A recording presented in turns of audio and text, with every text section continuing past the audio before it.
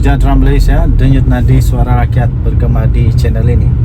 Akhirnya Daim Zainuddin yang sekarang ini masih lagi dalam siasatan oleh pihak berkuasa SPRM secara khususnya buat satu pengakuan yang cukup mengejutkan. Memang tak disangka beliau tiba-tiba saja mengakui bahawa dia ini memang cukup kaya raya. Malah mungkin boleh termasuk di dalam senarai-senarai manusia paling kaya di dunia sebenarnya ya. Apa tidaknya Daim Zainuddin sendiri mengakui bahawa jika beliau kekal dalam perniagaan, aset saya kini 50 bilion ringgit Malaysia, kata Tun Daim Zainuddin. Wow, kalau 50 bilion, dia mungkin boleh masuk, boleh tersenarai di dalam manusia-manusia kaya di seluruh dunia. Bekas Menteri Kewangan Tun Daim Zainuddin mendakwa beliau adalah seorang ahli perniagaan yang kaya dan berjaya sebelum menyertai politik dan menjawat jawatan awam lagi.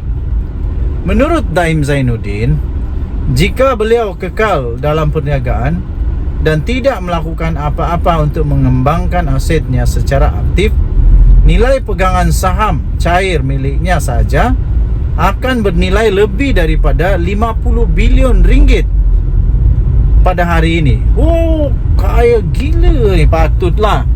Patutlah ramai orang yang nak tahu berapa kaya dia pada hari ini.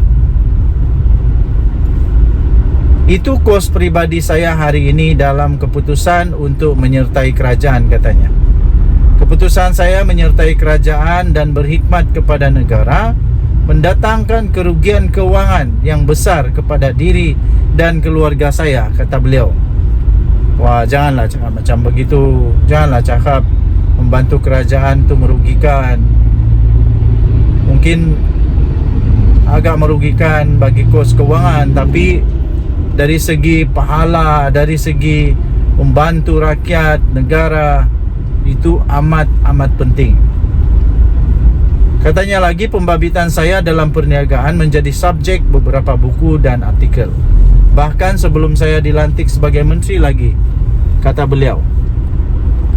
Jadi katanya, tajuk utama pelantikan saya menyatakan Malaysia new Finance Minister Daim Zainuddin, The Quiet Millionaire. Itu diterbitkan pada tahun 12 Ogos tahun 1984 lagi. Kemudian ada lagi artikel-artikel lain, antaranya Tycoon Daim Tax Finance Millionaire Entrepreneur Daim Zainuddin 45 has been catapult into the cabinet as finance minister. Itu 15 Julai 1984 katanya. Jadi beliau ingin menunjukkanlah, beliau ingin membuktikanlah bahawa memang beliau ini memang seorang yang sudah kaya raya sebelum jadi menteri lagi. Baguslah kalau begitu. Daim berkata demikian melalui afidavit sokongan yang dikemukakan beliau dan keluarga dalam permohonan mereka untuk memohon kebenaran memulakan prosiding semakan kehakiman bagi mencabar siasatan Suruhanjaya Pencegahan Rasuah SPRM terhadap mereka. Daim atau nama sebenar beliau iaitu Cik Abdul Daim Zainuddin berkata pada waktu sekitar 1969 beliau menceburi bidang perniagaan dan mengasaskan bersama rakan kongsi lain, iaitu Syarikat Maluri Sdn Bhd yang terbabit dalam pembangunan hartanah. Bekas ahli parlimen Merbuk itu berkata, syarikat itu bertanggungjawab membangunkan perbadanan yang dikenali sebagai Taman Maluri dan Taman Bukit Maluri di Kuala Lumpur dengan pernilaian pada hari ini yang bernilai lebih daripada 26 bilion ringgit Malaysia. Daim berkata beliau juga adalah pemilik Malaysian French Berhad, Malaysian French Bank sebenarnya, kemudian UMBC kini RHB, dan mempunyai kawalan serta kepentingan besar dalam banyak syarikat untuk syarikat induk seperti Sime UEP, Sime Darby sekarang ini, Goods Hire, TV3, Maybank, Consplan, Cold Storage, dan Nestle Malaysia.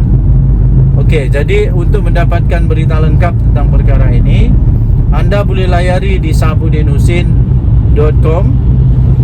Dan artikel ini sebenarnya adalah panjang sangat. Jadi anda boleh lihat telah diterbitkan pada asalnya di bharian.com.my, diterbitkan semula di sabudinusin.net. Dan jumpa lagi. Bye bye. Salam sejahtera Malaysia, denyut nadi suara rakyat bergema di channel ini. Apa kabar tuan-tuan dan puan-puan yang dihormati sekalian?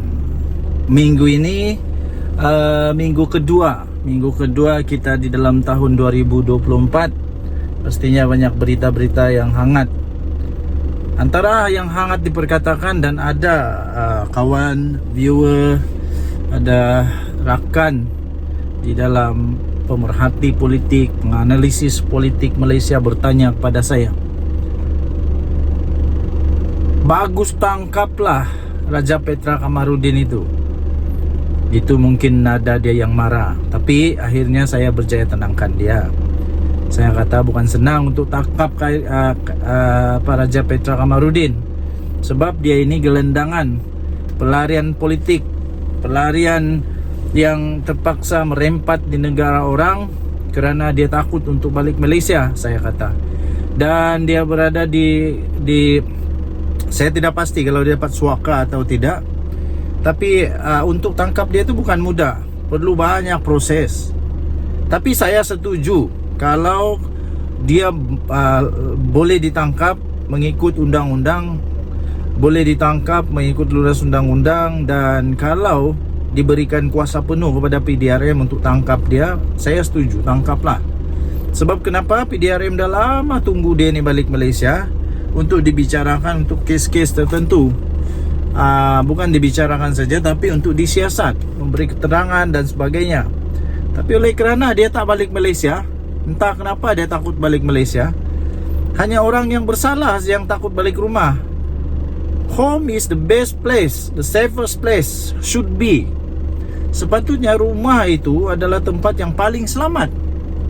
Negara sendiri adalah tempat paling selamat, kecuali kalau Raja Petra Kamarudin pernah buat tai dekat Malaysia lah. Kalau dia pernah buat hal dekat Malaysia, mungkin dia takut lah balik Malaysia. Dia takut kena tangkap kah, kena saman kah, kena dakwa kah, mungkin dia takut lah. Tapi kalaulah dia boleh balik Malaysia, saya fikir banyak persoalan-persoalan, banyak siasatan yang boleh dilakukan terhadap beliau. Di antaranya yang paling hangat sekarang ini, malah bukan saja hangat, hangit. Dia dakwa menurut trisikan dia kelah, nama maklumat yang dia dapat lah, ada 120 lah, macam-macam. Tapi sebenarnya tak ada ya. Baru sebentar tadi saya baca satu lagi tajuk artikel. Ini Ketua Polis Negara, IGP sendiri yang tampil dan mengatakan kalau memang betul sudah cukup nombor, sudah cukup angka, sudah cukup MP, sudah cukup sokongan, mereka pastinya sudah menghadap di Pertuan Agong, kata Ketua Polis Negara. Maksudnya tak ada. Jadi Raja Petra ni seolah-olah dia ni pembohong nombor 1 dunia, bertaraf dunia dah. Bukan bertaraf Malaysia, bertaraf dunia. Kerana dia bukan di Malaysia, jadi dia bertaraf dunia lah. Memang hebat lah. Tapi banyak-banyak perkara yang bertaraf dunia, yang tak baik-baik, elakkanlah. Apa yang menariknya kalau jadi pemfitnah, pembohong nombor 1 dunia? Tak ada orang yang bangga pun, malah orang benci adalah. Jadi pada pendapat saya, betul lah apa yang kawan cakap, apa yang saya ditanya itu. Tangkap sajalah kayak apa ni, Raja Petra Kamarudin, tangkap saja. Tapi janganlah marah ikut perasaan, jangan buat keputusan ikut emosi. Jangan buat keputusan waktu marah, sebab selalunya keputusan yang dibuat masa marah, masa ikut emosi itu keputusan yang tak berapa nak elok lah. Jadi kena faham ada proses, ada perundangan tertentu yang perlu dilaksanakan, perlu dipenuhi untuk menangkap beliau. Jadi dia masih lagi boleh disebut sebagai gelendangan, gelendangan kerana dia tak balik-balik rumah. Kesian juga. Tapi itulah, siapa suruh orang Sabah bilang kotor padan muka lah. Siapa suruh buat perkara yang tak betul, yang langgar undang-undang, akhirnya siapa yang susah? Okay, so bersabar, sabar. Semua yang marah-marah tu sabar, semuanya pasti ada masanya. Kita jumpa lagi, bye-bye.